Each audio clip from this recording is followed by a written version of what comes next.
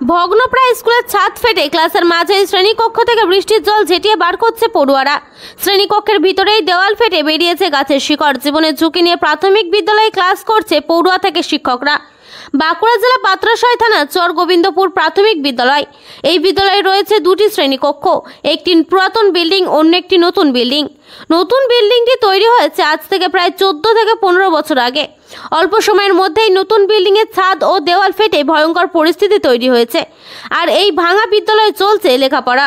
বৃষ্টির সময় ছাদ ও দেওয়াল ভাঙা অংশ দিয়ে জল থই থই পরিস্থিতি তৈরি হয়। ঝাড়ু মেরে জল বার করতে হয় ক্লাসরুম থেকে। ছাত্রদের ক্লাসরুম থেকে ঝেঁটিয়ে জল বার করার ছবি উঠে এলো আমাদের ক্যামেরায়। ক্লাসরুমের ভেতর থেকে ফাটা দেওয়াল দেখতে পাওয়া যাচ্ছে, গাছের মোটা শিকড়। জীবনের ঝুঁকি নিয়ে বিদ্যালয়ে পঠন পাঠন করতে হয় ছাত্রছাত্রীদের।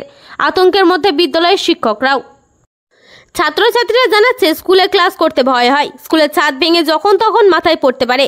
বৃষ্টির সময় জল পড়ে, সরকার স্কুলটিকে মেরামত করে দিক। অভিভাবকরা জানিয়েছে স্কুলে ছেলে মেয়েদের পাঠিয়ে আতঙ্কের মধ্যে সময় কাটাতে হয় তাদের। শিক্ষকদের বলেও কোনো সমস্যার সমাধান হয়নি।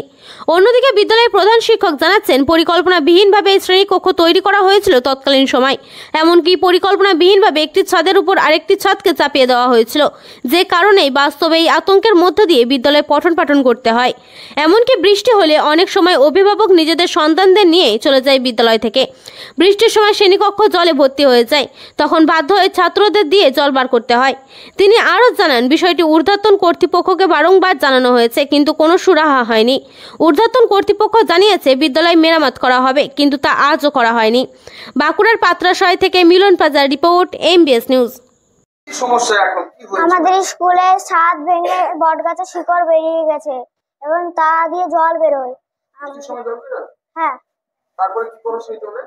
সেই জলে আমাদের আবার ঝাড় দিতে হয়। লেখাপড়ার তো সমস্যা হয়।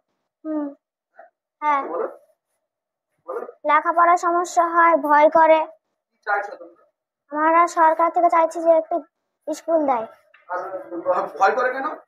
কারণ ছাদ ভেঙে মাথায় পড়ে যেতে পারে। তোমার নাম? আমার নাম অর্ক বিশ্বাস, কোন ক্লাসে পড়ো? ক্লাস 4। স্কুলে কি সমস্যা?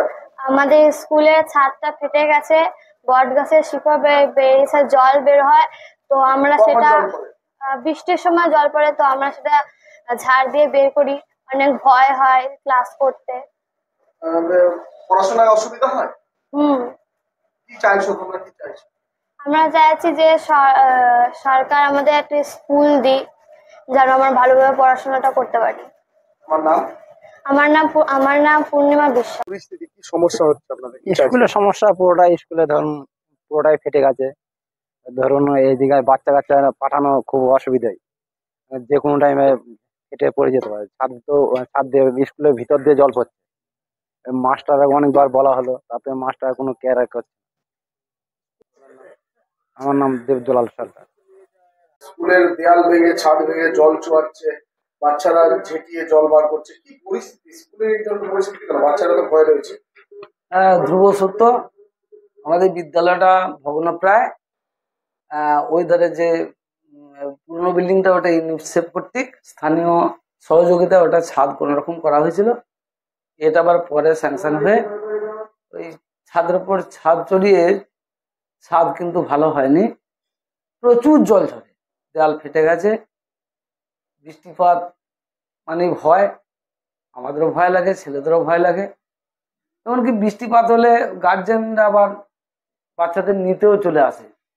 আজকালকার দিনে আমার 47টা স্টুডেন্ট, তার প্রায় 8 থেকে 10 জন কেবলমাত্র একটি সন্তান। যখন বিল্ডিং তৈরি করা হয় তখন কি পরিকল্পনার অভাব ছিল? হতে পারে, আমি আসার আগে তো বিল্ডিং হয়ে আছে। যেহেতু ছাদের উপর ছাদ চাপানো হচ্ছে, ছাদের উপরে ছাদ দেবে, জল কোন রকম মারা যায়নি। মাঝে একবার রড খাইয়ে ঢালাই করা হয়েছিল, কিন্তু তাতেও কাজ হয়নি। আবার ছাদের উপরে ওই ফাটে অশোক গাছ জমে গেছে, সে প্রকাণ্ড শিক। আবারে বাবা, কেটে, হ্যাঁ গাছের শিক দেখা যাচ্ছে। এই অবস্থা। হ্যাঁ, কোন দপ্তরের পক্ষ থেকে স্কুলটা করা হয়েছিল এই বিল্ডিংটা? এটা তো ওই কাউন্সিলের ইয়ে থেকেই, যে ডিপার্টমেন্টে রয়েছে শিক্ষা দপ্তরে, ওখান থেকেই করা হয়েছিল। কিন্তু জীবনের ঝুঁকি রয়েছে বাচ্চাদের। বেশি ঝুঁকি, ভয় লাগে, প্রচুর ভয় লাগে। বৃষ্টিপাত হলেই আমরা বাচ্চাদেরকে বারান্দায় বাইরে বার করে দিই, কখন যে ধসে পড়ে যাবে তার কোনো ঠিক ঠিকানা নাই। আপনি বলেননি বলা তো হয়েছে, এই পাশের স্কুল পাঁচপাড়াতে একটা এশিয়ার স্যাংশন হয়েছে, শুনছিলাম যে তারপরেই আমাদের একটা হবে, কিন্তু আজও তো কোনো কিনারা হলো না। প্রায় 2 বছর 2.5 বছর হয়েও গেল। আশায় ছিলাম যে জানানোর পরও কিছু হচ্ছে না। এই যে বাচ্চারা খোঁজ জীবনে খবর ঝুঁকি নিয়ে পাচ্ছি পড়াশোনা না। করছে এটা জানিয়েছেন? হ্যাঁ, জানানো আছে কি যে বলছেন? শুনলাম একটা এশিয়ার আমার